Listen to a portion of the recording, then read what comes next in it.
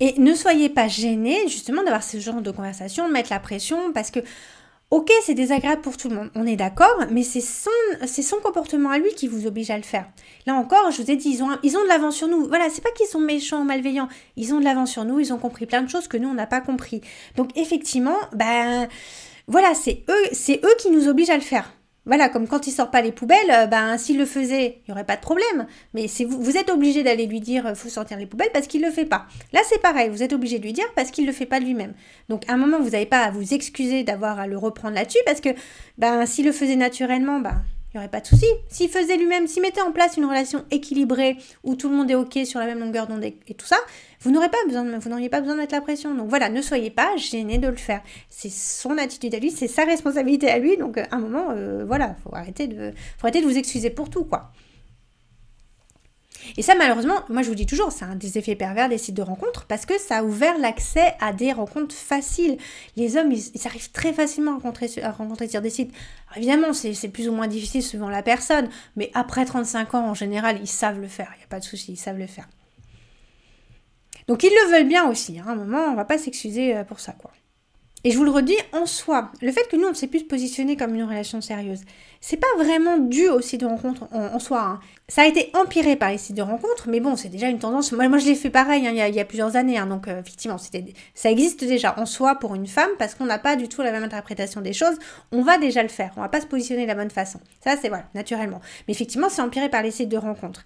Et malheureusement, ça empire d'année en année, de mois en mois, hein, je dirais de mois en mois, justement parce que les hommes tadin, ils vous mettent la pression pour dépasser vos limites. Ils repoussent vos limites à chaque fois un petit peu plus loin.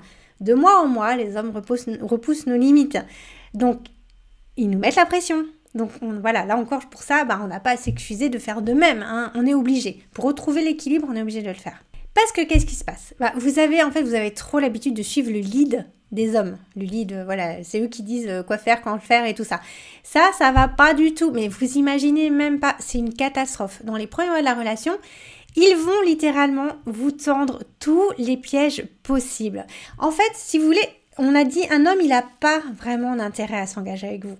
Au fond, voilà, ils vont tous finir par vouloir s'engager avec quelqu'un, il n'y a pas de souci, mais au fond, si vous pouvez profiter de vous, de votre corps et tout sans avoir à s'engager, ce serait cool pour lui, ce serait pas si mal que ça.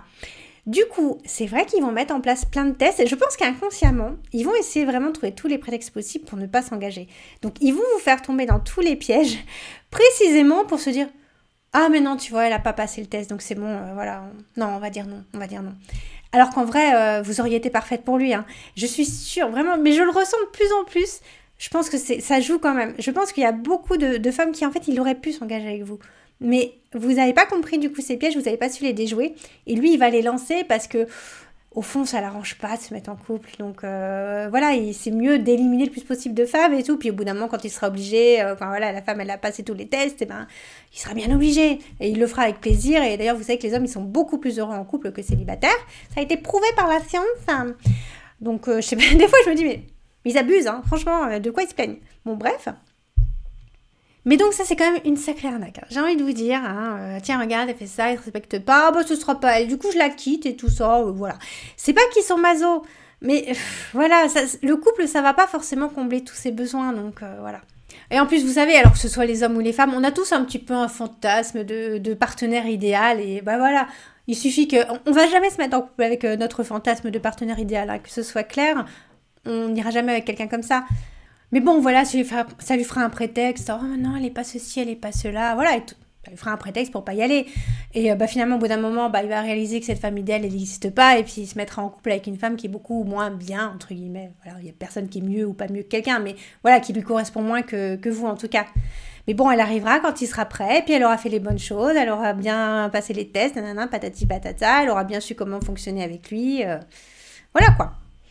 Mais c'est vrai que ça peut vous rassurer, mais moi j'ai vu des hommes passer à côté de femmes, mais qui étaient exceptionnelles, et puis finalement ils vont se caser avec une femme complètement lambda, et parfois ils le regrettent, hein, ils se rendent compte de leur erreur. Mais voilà, ils n'étaient pas prêts, ils étaient un petit peu dans leur...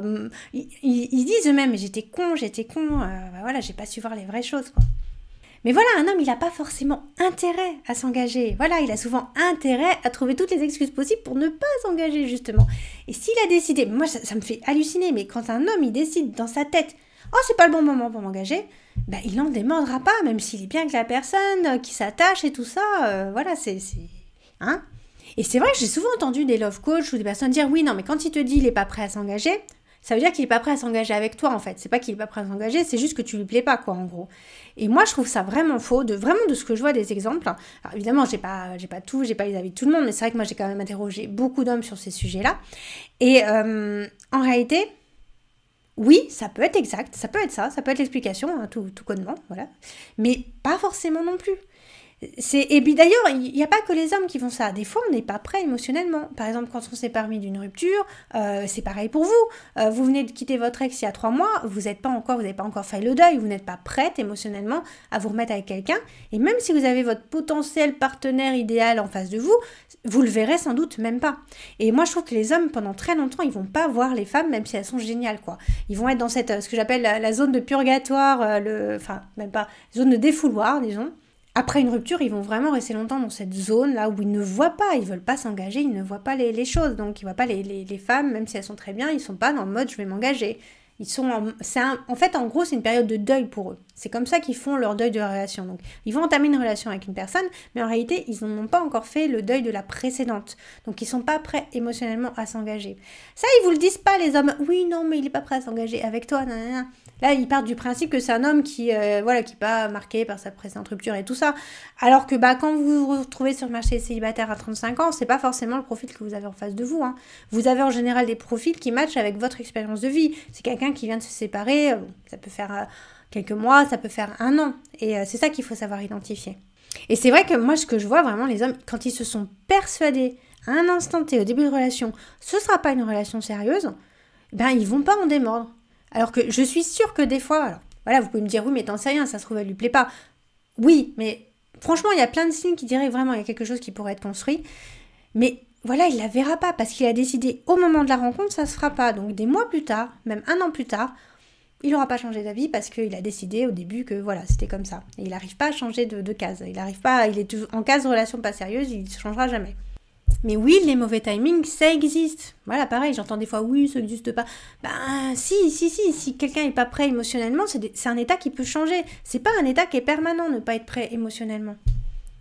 Mais d'ailleurs, dites-moi si je me trompe, mais combien d'entre nous, enfin moi je vois aussi, moi quand je vois ce que me racontent mes coachés, mais souvent on se dit, mais c'est juste des excuses qui nous sortent quand ils nous quittent, quoi. Quand les hommes ils nous quittent, quand je vois à chaque fois mes coachés, je leur dis, qu'est-ce qu'il t'a dit quand il t'a quitté? Mais c'est des excuses, c'est vraiment des excuses. Même en termes masculins, en communication masculine, ça ne va rien dire leur truc.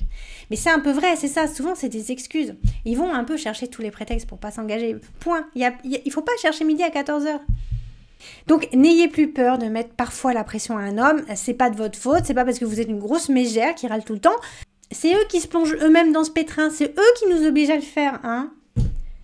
Et je dirais, d'un point de vue général, il faut recommencer à poser ses exigences, à s'affirmer face aux hommes. On le fait plus assez. Enfin, déjà, on le fait pas naturellement.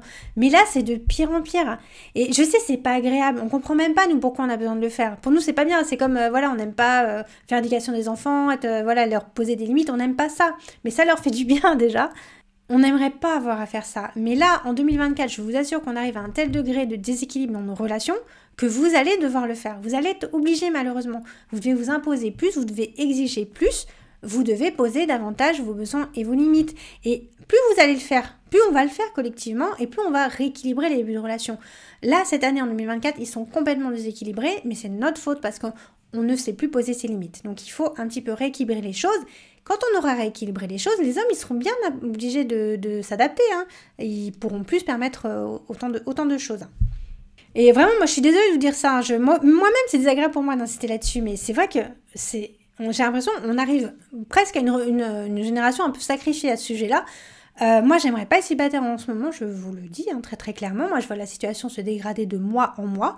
C'est pas que j'ai envie de faire du drama et tout ça, mais c'est vraiment ce que je vois. Et c'est super... c'est super troublant. Mais là, il faut qu'on reprenne le contrôle. Il faut réinverser la situation. Parce qu'on en sera où dans 20 ans ? Là, on est à ce point déséquilibré dans nos relations, enfin nous en tout cas pour nous les femmes, si on a laissé autant de choses aussi déséquilibrées se mettre en place, on laissera quoi dans 20 ans? Donc à un moment, il faut retourner, il faut réinverser la chose. Mais là, c'est quoi? On aura complètement supprimé le couple, on va banaliser le polyamour et tout ça. Bah ça va les arranger les hommes. Hein. Ah bah je peux vous dire, ils vont être contents. Hein. La polygamie revient, c'est merveilleux. Mais nous, ça va pas correspondre à nos besoins. Mais combien de fois, moi j'ai eu des femmes qui me disaient en appel diagnostic, oui, ils pratiquent le polyamour. Non mais ça c'est de l'arnaque, c'est pas du polyamour, c'est de la polygamie à ce niveau-là. Et je dis pas ça dans un ton moralisateur, tout le monde peut bien faire ce qu'il veut. Il y a des femmes aussi d'ailleurs qui vont choisir le polyamour et qui se sentent très bien comme ça et c'est super. Si tout le monde est consentant, c'est bien. Mais en fait, il n'y a jamais tout le monde qui est consentant. Le polyamour, ça marche surtout pour une des personnes en général. Déjà, vous avez de la chance si vous trouvez une autre personne qui est sur la même longueur d'onde, mais il y aura toujours un déséquilibre. Ça marche jamais. Donc, il y en a toujours un qui se fait avoir. Il dit d'accord parce que l'autre l'oblige et menace de quitter la relation s'il le fait pas. Et là, dans ce cas-là, c'est pas un consentant. Être consentant, c'est pas ça. Hein. Être consentant, c'est pas si tu le fais pas, je te quitte. Ça, c'est pas du consentement, ça. Ça, on est obligé, voilà, on a une pression et ça va pas du tout. Mais là, j'ai l'impression qu'on va se diriger vers ça. Hein. Dans 20 ans, voilà, tout le monde va faire ça. Oh, non, mais c'est ma liberté, je fais ce que je veux. Si moi c'est comme ça, si moi je suis bien comme ça, tu t'adaptes ou on arrête. Non, à un moment, non. Voilà, une relation, ça doit être sain, ça doit être équilibré, voilà, vous ne devez pas avoir des dynamiques de relation qui assouvit tous ses besoins et qui n'assouvit aucun de vos besoins. C'est pas normal, voilà. On doit faire des compromis, certes, mais pas quand ça nous nuit à ce point. Voilà, j'espère que cette vidéo vous a plu, alors mettez un petit pouce bleu, n'hésitez pas à partager, commenter, à liker et surtout à vous abonner. À très bientôt!